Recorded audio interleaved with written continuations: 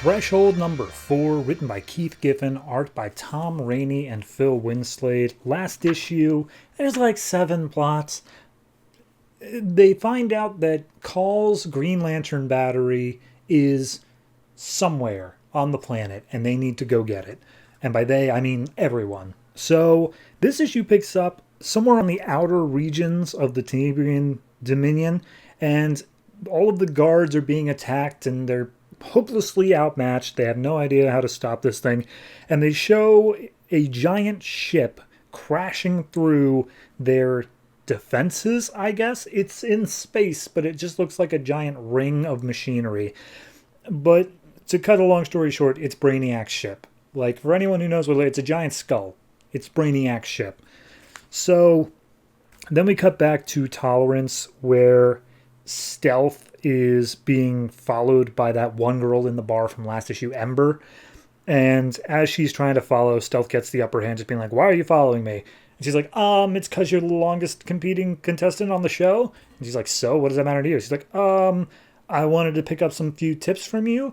And Ember's trying to talk her way out of it, and Stealth's like, "Oh my god, you're lonely, aren't you? That's pathetic."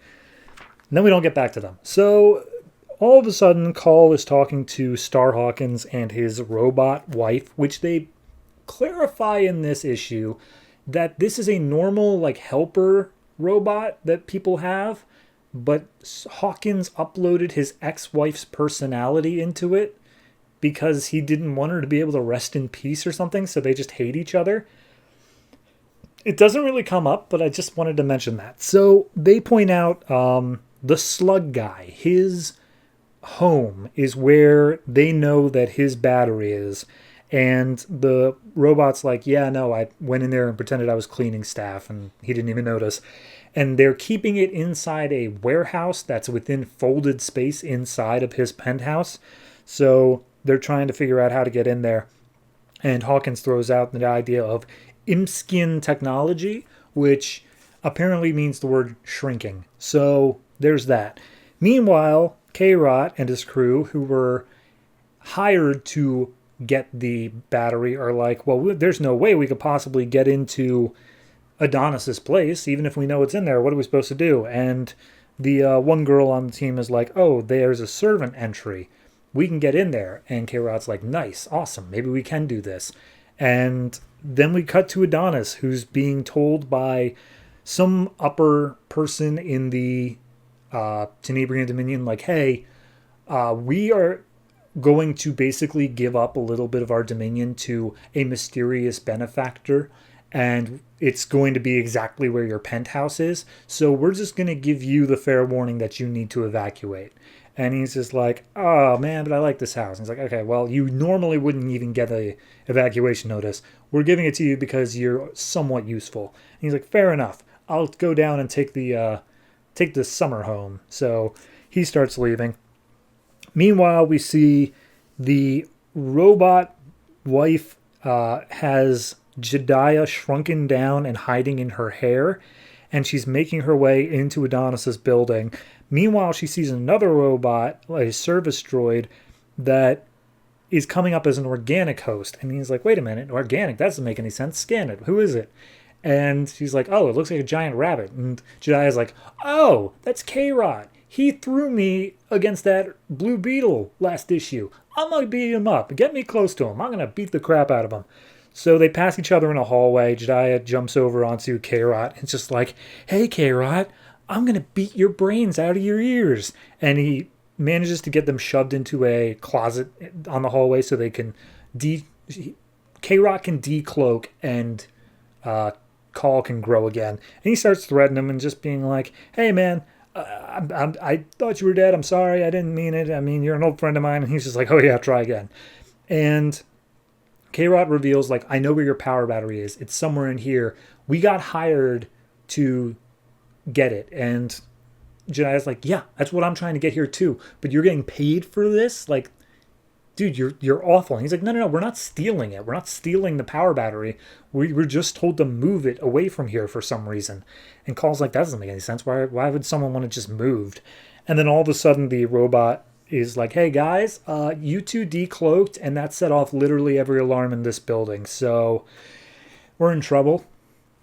And giant slug guy Adonis, he's notified, like, hey, you know there's a couple of contestants who are in your building right now. And he's like, well, it's not really my building, and it won't be in like 5 minutes. So I'm just going to leave, and they can go ahead and be sorted out. But then we see the bride apparently is outfitted with a whole bunch of weapons, and she manages to take out all the threats in the hallway, though she is severely damaged in the process. So she collapses, and she's like, Call, take my memory chip, preserve me. And he's like, yeah, totally. I'll get you back to Star. And she's like, no. So at that point, K-Rod and Call are like, all right, we can team up. We can get the power battery, and we can still make this work.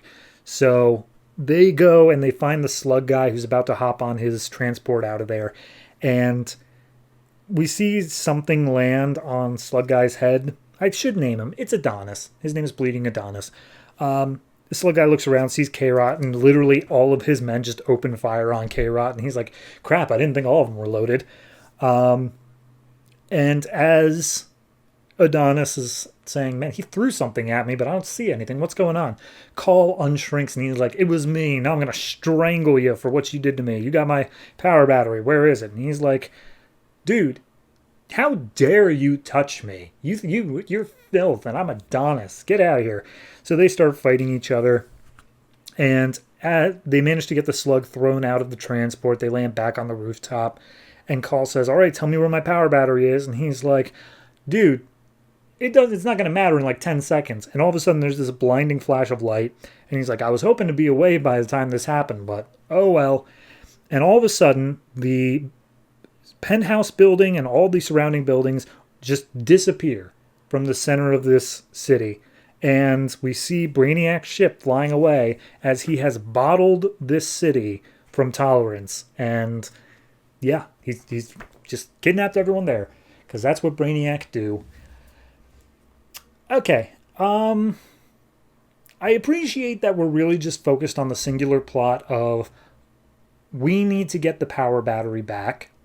And then we just threw in this thing that was set up and resolved all in the same issue of Brainiac took this city. He has taken our main characters as far as the plot is concerned, and now they have to figure out how to get out of that. This is what I wanted more of. Yes, there's this overarching plot of he needs to get his Green Lantern ring back so that he can, or his battery back, so that he has a chance to fight and survive. This is the overarching plot I like. And then within each individual issue, it just focuses on a smaller resolving plot. We don't have to jump to the Blue Beetle story. We only spent 1 page on the Stealth story. I'm okay with this. It's only when it's so 8 lines, all of them waiting, that I'm frustrated with this book. So I really did appreciate how they handled this one. So overall, art-wise, good. Didn't really notice where it switched art styles as much. I had a hint at points, but it wasn't horribly different. So overall, I'm going to give this one, I'll give this 7. I think this is a turn in the right direction. It's keeping it interesting for me. And yeah, no, even though we've gotten away from the conceit of Hunger Games in space, I like the direction it's taking either way. So yes, 7.